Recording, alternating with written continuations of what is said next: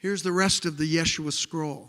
Simon and the Roman Jew sold him out. The Roman Jew is Paul.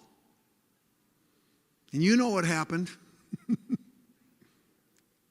He, his wife, children, preached in the Northland and of the Scots. Scotland. What's this all about? Haley is writing a book. She's been working on it for 2 years. One of the topics in this book is about Jesus and Mary Magdalene and their family escaping from Israel, going to Egypt. She gave birth to Sarah there. And then they went to France. And then they went to the British Isles and eventually to Scotland. And here it is. These myths, these legends are true. He did not die on the cross. He lived a long life. And then he died, and his followers brought them all back to Israel. Hang on one sec. But only the temple of the goddess, those people, and the Kohan, that's one of the 12 tribes, they were the only ones that could handle the ark without being killed. They revered the who, he too. They believed in that dual-gendered God religion. And my people listened. My people are the indigenous people. And the Templars embraced that too. That's why when they came over to North America, they bonded with the natives through ritual and intermarriage. They practiced the same beliefs. That's why they got to Kensington in the center of the continent, because they traveled with them, because they were united as one in their beliefs. How many have heard of the Talpiot Tomb? Buckle up. I don't have time to go into the whole story, but in 1980, they were blasting the hillsides in southern Jerusalem, preparing to build apartment buildings. And they discovered a first century tomb. Now, these are not unusual in Israel. They found many of them over the centuries.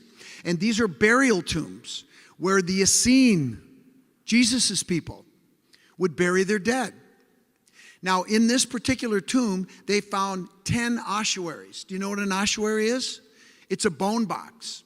And what they used to do is when somebody died, they would process the body in the front chamber that you see on the bottom of that, on the right there.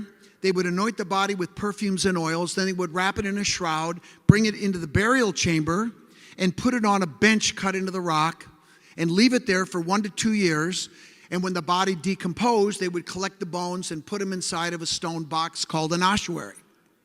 And these ossuaries were only big enough so that the 2 largest bones in the body, the femurs, would fit in crossed.